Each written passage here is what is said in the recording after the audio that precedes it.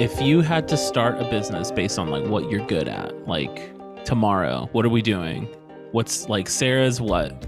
Yeah, I think it would be Sarah's catering company or Sarah's restaurant. I think I'm pretty good at cooking, so the natural next step would be to like open a restaurant or like a catering company. What's your signature dish? Like, what am I walking in? Like, I need 150 of these right now. Ah, that's a good question. I think it's peanut sesame noodles. It's like So that's noodles with like a peanut sesame type sauce, scallions. Very good. that sounds delicious. Scallions. You had me at scallions. Scallions. That's what really hooked you. But Yeah. yeah, I would start a cooking business, but it's something I am good at and something that I'm familiar with, but definitely something that I wouldn't say that I know like the actual business side very well. No, I mean I would start like Doggo's Baby Guitar Academy, and I would just like set up like a rock and roll school for kids. That's what my job would be, or my business would be. So your business essentially is the plot line of School of Rock. Yeah, pretty much like 2008 School of Rock starring Jack Black and an assortment of children.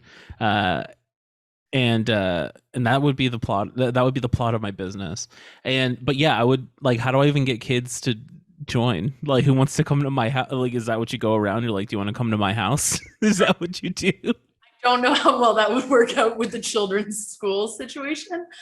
But I think ultimately it's like, we all have these dreams of starting businesses with things we're good at and things that we know, but it's kind of interesting to think about like, okay, like what's actually like the bottom line of starting a business? Like, of course, it's easy to think about like, how am I going to promote the business? Especially you and I like to think maybe about like the marketing side of it, but actually like the operational side of, let's say, starting like a children's school for music is so interesting to think about. Like, one, where do we actually play the music?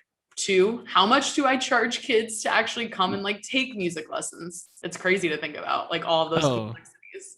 and even it's like, do I need a permit? Do I need to buy insurance for my what, my garage? Can I even run it out of my house? There's like a million things you have to ask yourself before you start a business. And then when the business is running, you're so focused on getting, little kids with their Fender Stratocasters through the door that you're not thinking about like ways that you may, like, I don't know, lose efficiency in your operations or paperwork. I mean, when Doggo's Rock and Roll Baby Guitar Academy opens, I may just be doing everything with paper, and I may just be setting myself up for failure.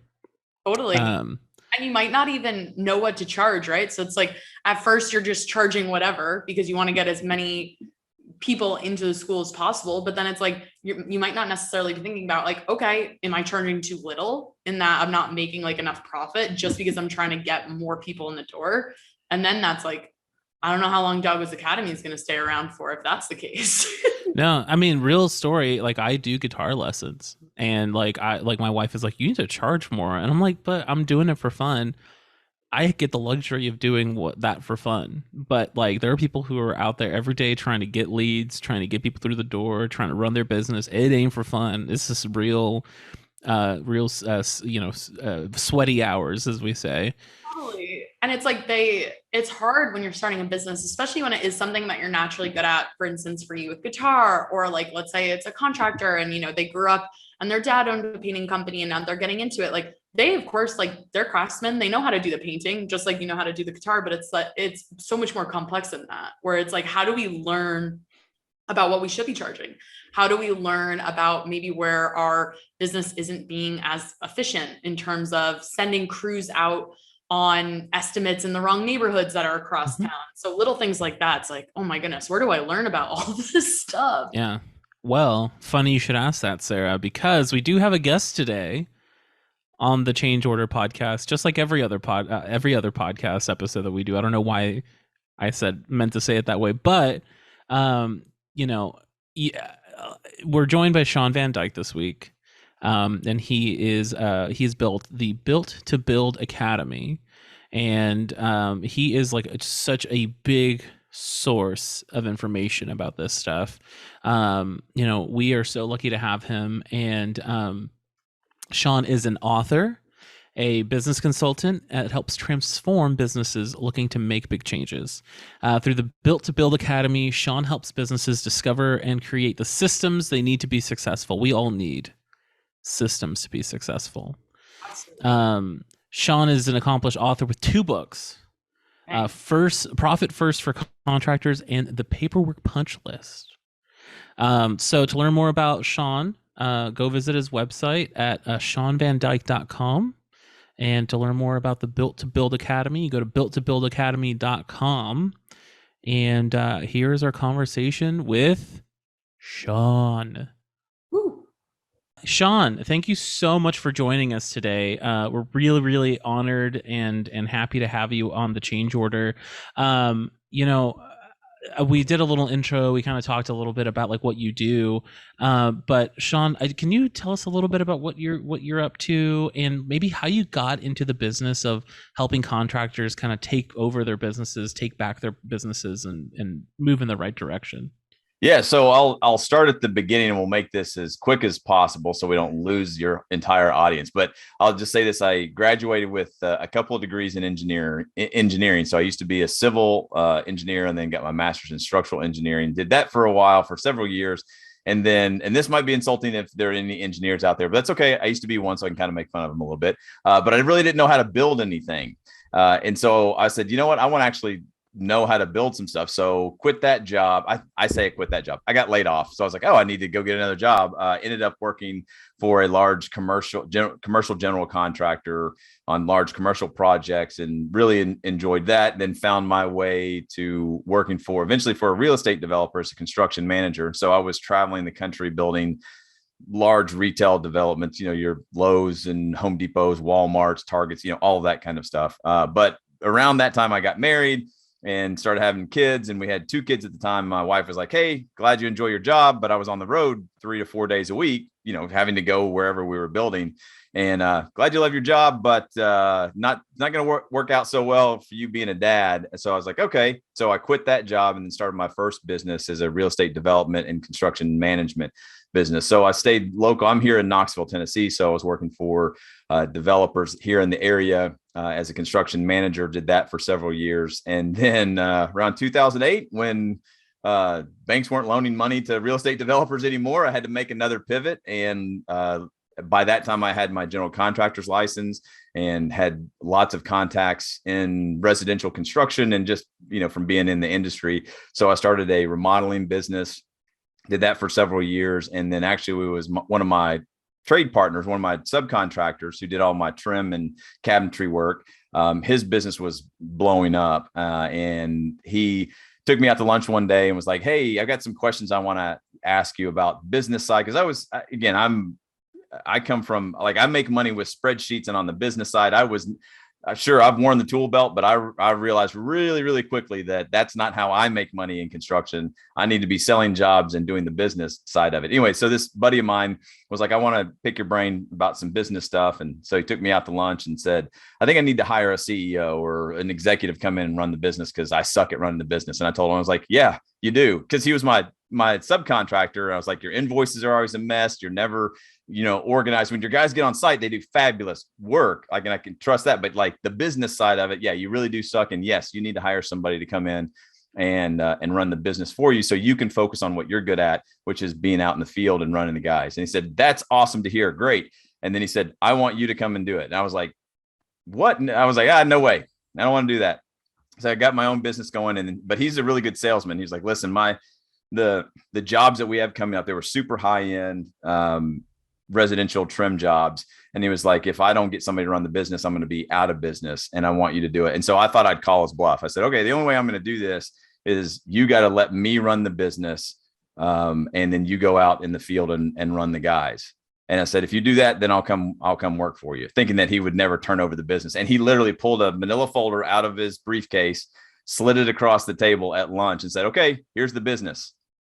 All in one little folder, which was an absolute mess or whatever. And so I was just like, you know what? I might give this a try. So went to work for him as a COO and did that for about 4 years. And then throughout those 4 years, as we helped grow, and I mean, at that time, that business had 6 employees. We grew it to over 22 employees in about 18 months. Got it. They were in debt, not making any money, and got them out of debt and making a pretty good money. And so after about 4 years of that, other people were asking me business stuff. And that's when I got the idea. I was like, well, maybe I had no idea what I was doing other than just, again, spreadsheet guy, systems, numbers, selling, and putting systems in place. And then I got this idea like, well, maybe I could do this for other construction businesses. And I just had a very small little, proof of concept in the fact that basically what that meant was I had other contractors or other people that I just knew would always call me for business questions.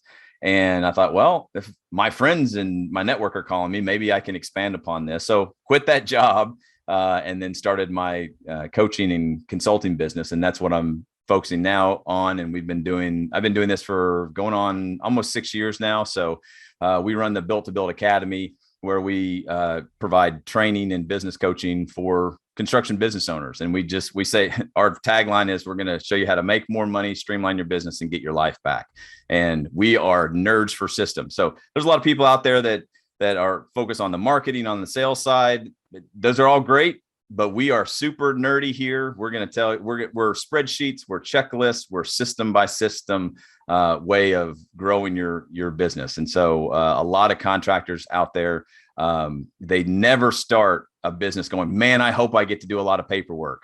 But it's the paperwork that's either going to make them money, save them money, or grow their business. And so that's where we have just said, that's us. That's our sweet spot. We love the paperwork. We love the spreadsheets. So we've developed coaching and training programs that do exactly that. They teach contractors the business side of the construction business. What do you what do you like? Nobody's like, I'm a roofer, I'm gonna go start my own business, I'm gonna crush it, and I need to learn about every single piece of paperwork that I absolutely need to do for this business. I mean, what is maybe one obstacle that people run into when they go through your program? I guess it's a mindset change a little bit, but like, what is one of the bigger like barriers they have to break through that you see? Especially with contractors. And I mean this in the biggest compliment possible, but one of the biggest hurdles that they have to get over, and we teach this, is just because you can do something doesn't mean you should. And so for a lot of contractors, they say, oh yeah, we can do siding, we can do roofing, we can do gutters, we can build decks, we can remodel, we can do anything that comes our way. And people, there's some dollars behind that. And they're like, great, people are going to pay us to do the stuff that we do. But then you realize like there's a difference in like getting money to do stuff and making a profit doing stuff. And usually it is, yes, just because you can do it doesn't mean you should do it. You should do only the things that you can make a profit at. And so because contractors by their nature can do a lot of stuff, they end up doing everything for people instead of specializing and getting really, really good at just roofing or just remodeling or just custom homes. And it's like, I always say, like, there's general contractors out there that be listening to this, and they've got a tile saw sitting on a shelf in their shop, and that is taking up space, right? If they could just go find a tile subcontractor to do it, like, let the tile subcontractor have to, pay for the equipment, and because that's all that they do. Now they'll say, well, we can't find somebody, or they're too expensive or whatever. But it's like, yeah, but how much is all of that square footage and all of those tools and all of those things for all of this stuff you can do? How much is it costing you, instead of just focusing on being, hey, we're just roofers, we're just remodelers, we're just, general contractors for custom homes. That's one of the biggest hurdles, is getting them out and showing them mathematically also, and then giving them the systems to say, like, here's a more profitable way to do the thing that you're best at. I know you're good at a lot of stuff, but focus on the thing that you're best at. It's easier to get clients because you stand out. Like I always say this, you see a lot of contractors, they say, hey, we do windows and gutters and siding and kitchens and baths and handyman work. And they say, we specialize in, and then they list 17 things, right? You don't specialize in something if you list 17 things. You specialize because you list one thing. And here's the magic that happens when you do specialize. Say, we specialize in bathroom remodels. You're going to get calls from people that want a deck project because you stand out, because you specialize, and they're going to call up and say, hey, we're calling you because we noticed you. And maybe you could recommend us for somebody to do our roof. Oh yeah, by the way, we specialize in bathrooms, but we have roofers that we work. We can do your roof. We do them when we do additions or whatever else it is. You're still going to get those calls, but they're going to be much better qualified because you stand out. When you say like, hey, we specialize, and you list 17 different things, you look like everybody else and you don't stand out. So that's one thing that we teach them is like, let's figure out the things that you make money at and focus on those few things. And then when you can make money, and when I say make money, not just money coming in, but an actual profit in running a business, then you can add on services or develop other departments. But most contractors just say, yep, whatever you want, we can do it. And then we try to figure out how to price it. Totally. And I think that's ultimately a way of like contractors wanting to generate leads, right? They want to generate as much homeowner interest as possible, fill the top of the funnel with as many homeowners. So we do hardscaping, interiors, anything, because it's like, they're like, okay, well then we'll be able to get as wide of a net as possible. And I think that's such an interesting thing to identify from like an operational side is, oh, okay, if you're actually looking at maybe 4 or 5 things that you truly specialize in, long-term, you'll be better off. What are like 1 or 2 other common operational changes that you think that smaller businesses can make to actually end up saving time and money? Yeah, that great question, especially on saving time and money. As business owners, as they grow their businesses, they're always thinking of the field work because they think that's where the money is at. So, and again, like right now, it's like nearly impossible. Everybody's trying to hire and it's so hard to find people, but they're in this mindset of like, the way that I make money is I go hire more people to do more work. And what we train them in is like, you've got to eliminate the stuff, the lowest value stuff, meaning like if you own the company and you're able to go meet with a homeowner, talk to them and make a sale. Maybe that takes 2 hours. Maybe that takes 4 hours. I don't know, whatever you're going to spend a couple hours talking to a client. And then that sale is going to net, I don't know, $2,000 at the end of it, or what, $20,000 project. And we're going to make $5,000. If it took you 2 hours to do that, your rate is about $2,500 an hour.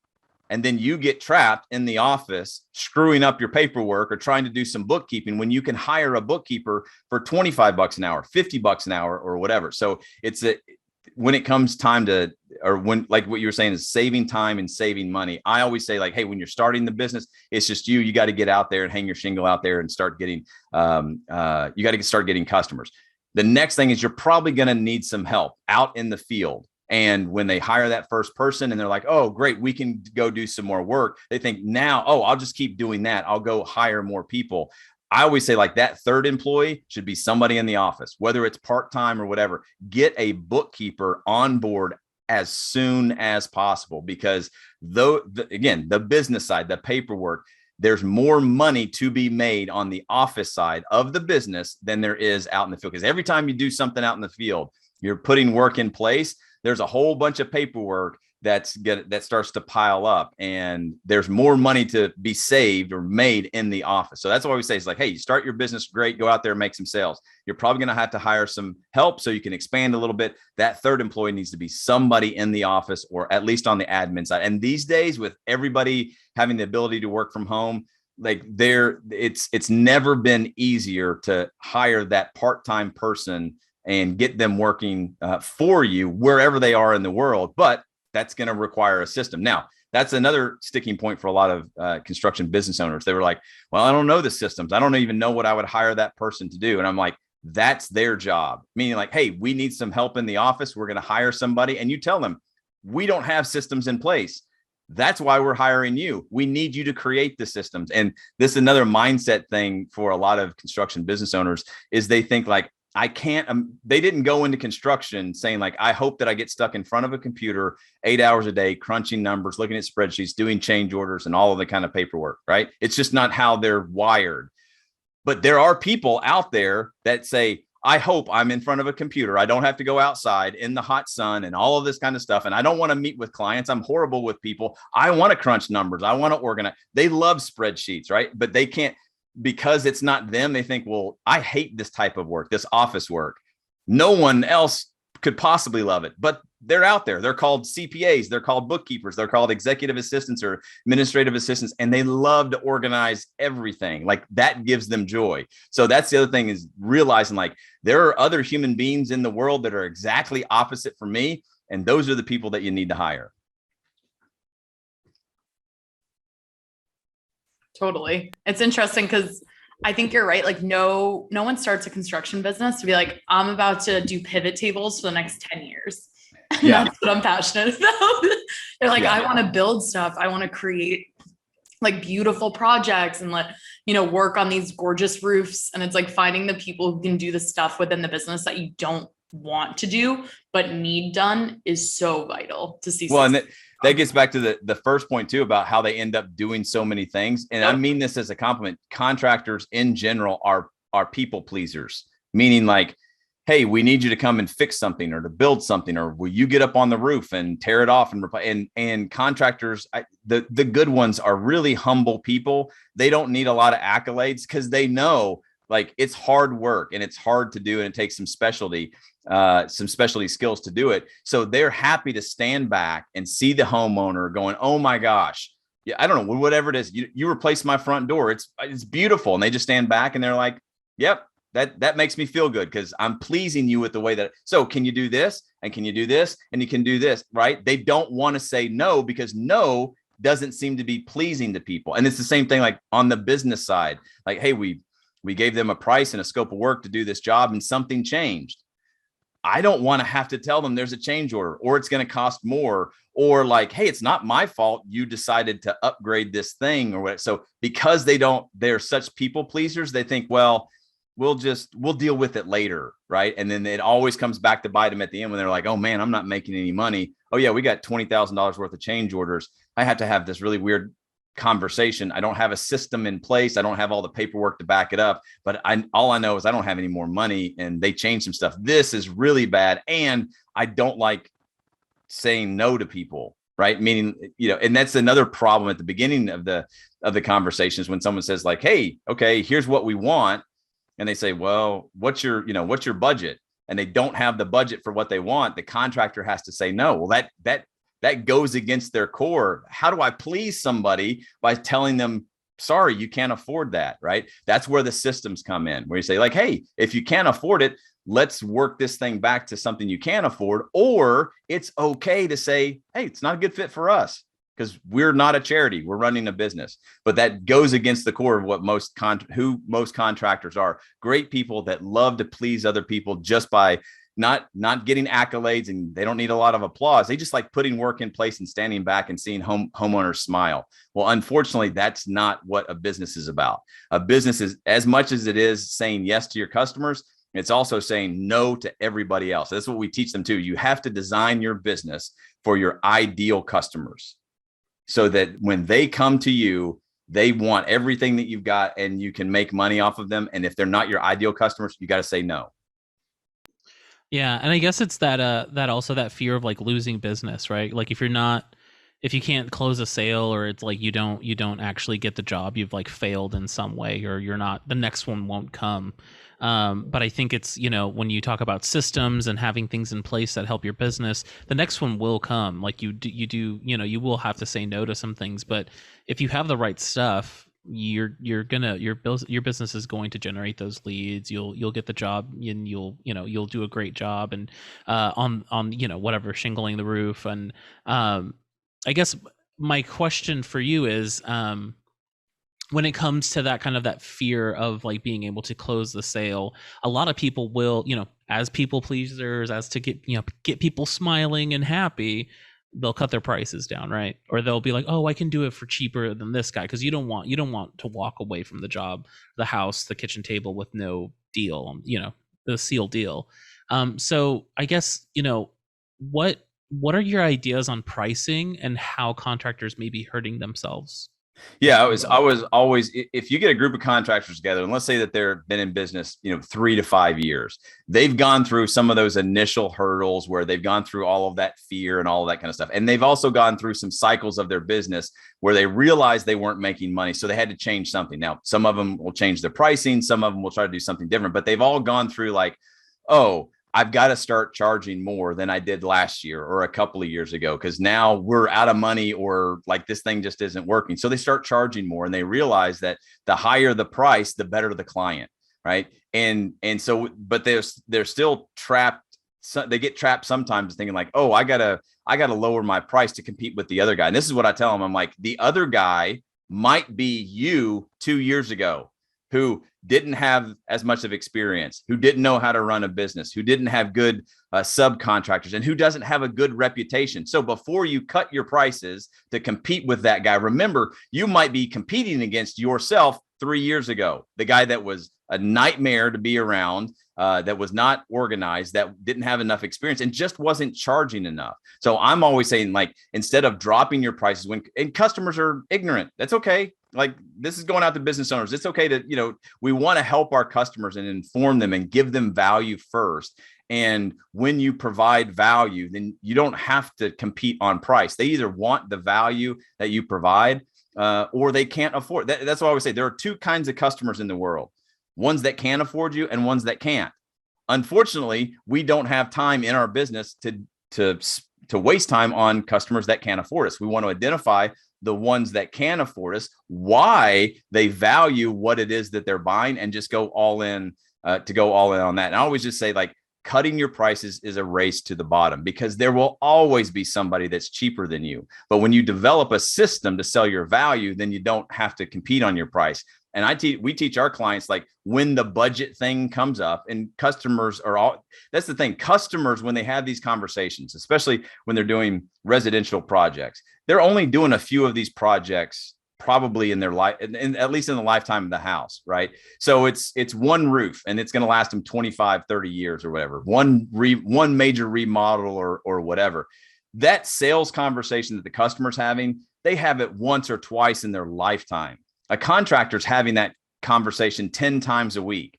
So you can have confidence to say, like, I know what the customer's going to say. When I know what they're going to say, I've got to develop a script. And then we're really big on developing scripts. And that's part of our system to say, like, hey, I am never going to ask a customer a question that I already don't know the answer to. And that's the advantage of being the business owner, is the customer. That's like when you say, hey, well, what's your budget? And they think, oh, well, I don't want to tell the contractor what my budget is, because they'll just charge me whatever. You already know that they're thinking that, so you can develop a response. So I used to always say, like, hey, well, you described your project to me. Well, let's talk about the budget. So, in your research or whatever, like, what's your budget for this project you just described? And I know that they're fearful of giving me that answer. And if there's an awkward pause, I let the awkward pause go out there. And then I'm like, hey, listen, by the way, let me let you off the hook and tell you a little dirty secret here. Never in the history of construction, I'm talking all the way back to the pyramids when they were building that thing, never has an owner set a number that was too high. All right. So I promise you, the budget you're thinking of is already too low. So you want to tell me what it is, or do you want me to tell you what it should be? Either way, we're going to get to this number, and the conversation is going to take a different path. You either can afford this, and if you can't, it's no problem for us. We can't do the work for you, but we're going to give you a lot of value and say, watch out. If this is your budget, you described a $100,000 project and you only have $50,000. Hey, we can't do it for you, but there are other contractors out there that will say they will do it for $50,000. Let me tell you what that experience is going to be like. They're not going to do this. They're not going to do this, or they're flat out lying to you, or they're incompetent. So again, not a good fit for us, but watch out. And so you just give them value. You can give value to customers and non-customers either way. And so that's what we train them on, is like, oh, of course, everybody wants a lower price, but customers are going to say the same exact thing to try to get there. When you know what those are and they're scripted out, and you develop a very, as we call it, a very empathetic response to that, like, hey, what's your budget? And they say a number that's way too low. You go, oh, thank you so much for sharing that. I really appreciate that. Now, I want you to hear me on this. I think your budget is too low. Now, that comes from our professional experience. And there's a reason you called us, because we do this all day long. Your budget's just too low. So we got a couple options. We can cut back the scope of work and get down to that budget, or we can inform you on why the budget needs to be this other thing. And then you can make the decision. And I always say, like, hey, when your customers want to drop the price, not ignore that. You deal with that in an empathetic way and say, hey, but look what you get if you spend even more. Oh, we don't have $75,000 for this new siding project or whatever. hey, no problem. Might not be a good fit for us. Let me tell you what we've done for some other clients that had $100,000 budget. Because on the other side, you never know, that customer, they've got money. They just don't want to tell you. But sometimes if we're just like, oh, I got to get lower. No, I just say, go higher. Hey, sorry, you don't have the 70,000. Let me tell you, if you had 95, what else we could do for you. And you never know, someone be like, oh, I didn't even know that was an option. Yeah, let's go ahead and do that thing. And like ultimately homeowners are calling you guys because they don't know anything about the prices. They don't know anything about like what actually needs to be done. When I have people come and look at my house, like I have a general idea. And like when I've worked with my parents' house of like what home improvement costs are because I work in the industry. But like when I've talked with my mom about it, my mom thinks it costs $1,000 to rip off a roof. She has no idea. So they come into these budget conversations just so blind.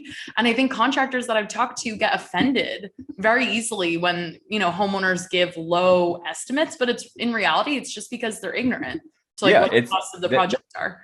That's it. And that's when you go into every conversation, when that phone rings, you say, hey, I'm dealing with an ignorant person on the other. No, I mean, it doesn't make them a bad person. They're just ignorant. Don't know. Yeah, totally. They don't have the right information. That's one option. So I can give them in my script or in my sales pitch, I need to make sure that I point them to the right information. I don't need to give them the secret sauce or break down my pricing or anything like that. But, they're probably going to have bad information. That's one option. They're going to have no information, which is actually sometimes even better. We saw your sign, we saw your truck, we saw your logo or whatever we call them. We don't even know what you do. We just know that you're in construction and we might want some stuff. Okay, cool. Like you've got no information. So I need to have a script that gets them from zero information to some information that provides them value. And then you're going to deal with the people that think that they're expert. We call them amateur experts. They know everything. They've done all the research on the internet. Their brother-in-law's cousin used to be a contractor, so they know how the game works. They might be right, but they're horrible people to work for. You don't have to work for them either. Even the customers that have the right budget, if they're jerks, life's too short because there's enough ignorant, and I mean that in a good way. There's enough ignorant people and enough people with no information out there that you can provide value to. It's very hard to provide value to someone who thinks that they're an expert. It's like, hey, what are you calling us for? Because those are people that will say stuff like, well, if I had time, I would do it myself. And do it. Great. You know what? We're going to allow you to spend your time doing that, and we're not going to work for you. Yeah, that's totally fine. If you think that you know how to do this better than me, who's run, a construction business for 25 years, more power to you. You got it. Yeah. I used to tell people all the time this is one of those things that customers say the same thing all the time. So when someone says like, hey, well, if I had more time, I'd do it myself or whatever. Oh, great. Well, let me just be really clear. We're a professional construction company and we cannot compete against homeowners who don't value their own time. So it's going to take us 3 days to rip your roof off, put it back on. No problem. You want to do it. It's going to take you 6 weeks. I can't compete against that. Right. And you fall off the roof. I hope your insurance is good. We've got all the insurance. We've got all the equipment and all that kind of stuff. But hey, no problem. You're right. I can't compete with a homeowner who doesn't value their time and who's got some tools. So totally. Not a good fit for us. Not the right fit. And when you're, sorry. I was gonna say, and these days you don't have construction is everybody's covered up. You should not be wasting any time with any of these people that think they know how to do it better. They could be good clients, but like right now with the amount of work and the limited labor and the supply issues that we're dealing with, like business owners, listen, there's just too many good customers out there. Yeah. Work with good people who are work with good people about getting the projects done for. Absolutely. And I know that you're talking to hundreds of contractors every month ultimately. And what's one tool that you stand by for helping contractors build their business? Obviously you've got Excel, you've got all this like operational tools, you have technology tools, you have so many different things that you're suggesting to contractors. But if you had one thing that you're like, this could help your business in a huge way very, very quickly, what would be that like one suggestion? Okay. So besides Hearth, right? We got to plug Hearth, but it's thank you. Yeah. All right. We'll take the plug. Obviously Hearth, you'll close more sales and with providing financing for your customers. It's so key. You got to solve that financial issue or problem for a lot of your contractors. So I would be recommending that even if this weren't the Hearth podcast. Right. But outside of Hearth, yes, the Hearth is fantastic. So, and Now, this may strike a lot of people. They're going to be like, no, I'm not worried about that. Word of mouth marketing works. And that's how we get all of our business. Okay. So here's the one piece of technology above anything else. I mean, spreadsheets and bookkeeping, you got to have all of that kind of stuff too. But what I see right now for most contractors, this is going to sound bad. You don't need a website. No one cares about your website. No one cares about your About Us page, and your grandfather used to make his own tools and your whole history and your whole story and all your portfolio of projects. No one cares about your website. What you need is a landing page that identifies a problem and solves it for people and gets them to give you their email address so that you can follow up and build up your contacts.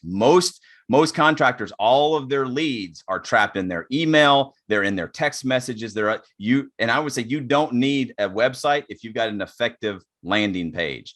And that really starts off, like I say this term all the time, and contractors now service-based contractors are, because they're processing so much information and leads. Service-based contractors, get this, CRM. You got to have a CRM, a functioning CRM, where you can keep track of not only your leads as they come in, but when you convert them to customers. But in general, most general contractors, remodelers and some other, they don't have a CRM, like a customer relationship management platform. And so I use this example, like when the pandemic hit, early on, it was kind of a joke, right? Because we all got emails from every company we ever signed up or did any kind of business and they were telling us what they were doing to keep up with, what they were doing for the pandemic. And at first it was like, okay, that's what you got to do. But then I got one from an American Express, my credit card company. Like, what do I care? Like what they're doing or whatever. But what was interesting about that is they had a way to contact me and give me specific information about what they were doing at a specific time. Right.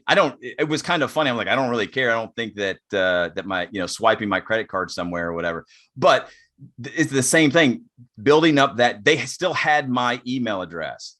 And so that's what's so important for a lot of contractors, because a lot of people, and especially some older, and I can say I'm in my late 40s now, older contractors like me would say like, oh, we get all our, word of mouth, and no one's going to buy construction services or a remodeling project or whatever over the internet. And I was like, hey, if you're in business long enough, here's one thing I guarantee: your customers are going to be getting younger. All right. And the customers are going to be buying over the next, really forever. All they've ever known is to buy with their phones. So people say, oh, well, people aren't going to buy construction services on the internet. They said the same thing about cars, and then eBay solved that problem. They said the same thing about shoes, and then Zappos solved that problem, right? Like you had to go try on a pair of shoes and see if they fit.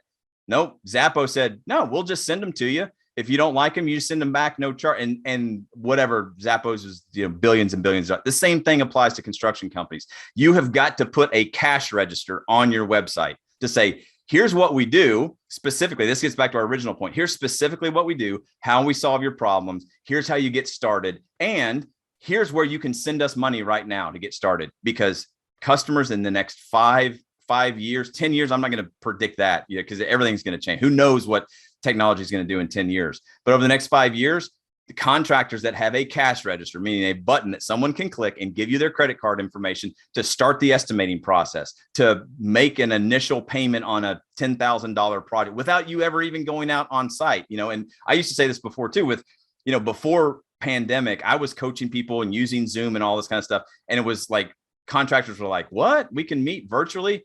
One good silver lining of the pandemic is now it forced an industry. We're typically pretty slow to adopt new technologies, as you guys have probably known as you've grown Hearth, right? We're very slow to adopt new technologies, but the pandemic has ushered in, like, it's just normal now for contractors. The same thing on your website. So that one tool is I'm not saying forget social media, all that kind of stuff. Those are spokes to the wheel. But that hub needs to be your website. It is a landing page that captures their information, so you can plug it into your CRM and you can contact them. Because when people give you their email, they are giving you permission to market to them. Couldn't be like a more high intent lead.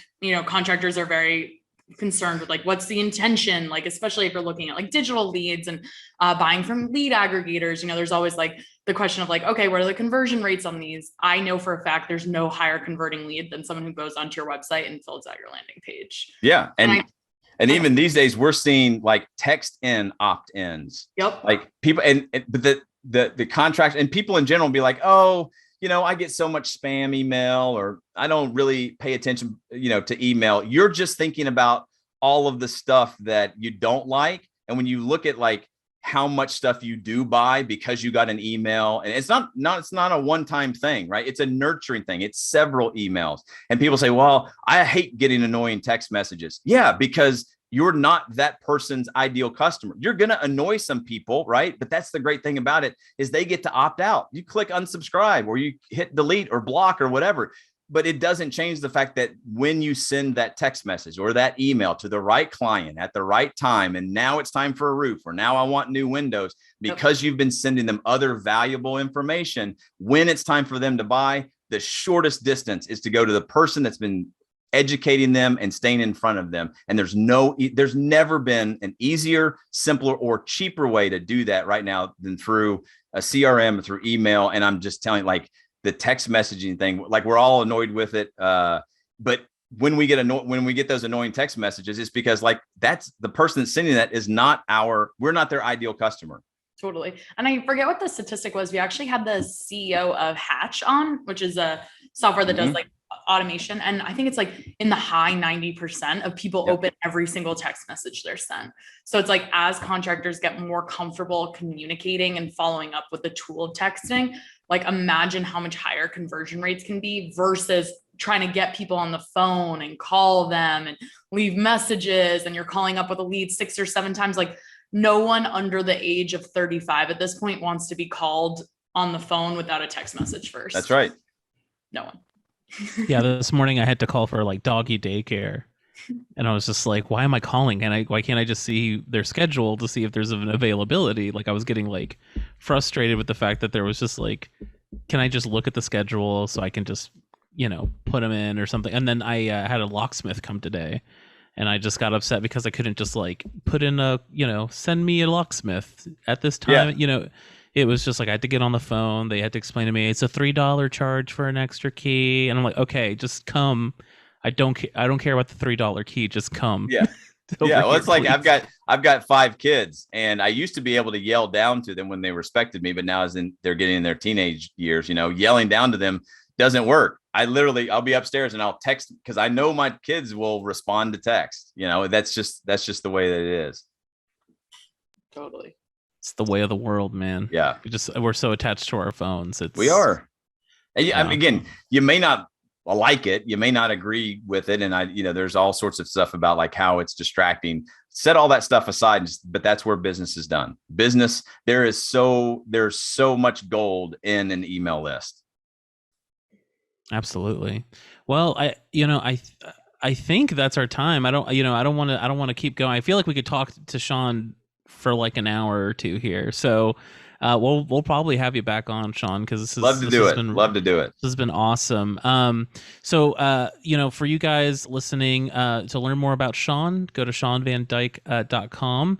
And if you want to learn more about how to get your business moving in the right direction, visit the built2buildacademy.com, or sorry, built2buildacademy.com, not the in front of it.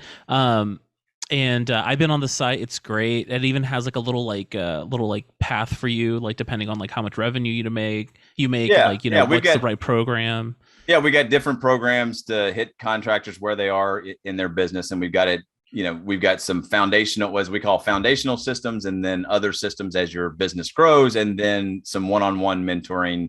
If you're, that's typically for larger businesses, maybe 10, 15 employees that have got some good systems in place, but they're really working on leadership within the business. So yeah, go to built2buildacademy.com, and you can find some of the same information at my website at ShawnVanDyke.com.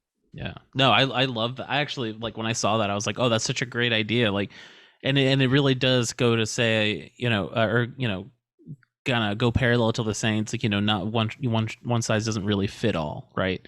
So I love that about Built to Build Academy, where it's just like, no, we're gonna meet you where you're at, and we're gonna get you where you need to be. So big kudos on that, and I think I'm so happy that you've spent some time with us and you've been here with us, and thank you so much, Shawn. All right, thank you. Look forward to coming back. All right, bye.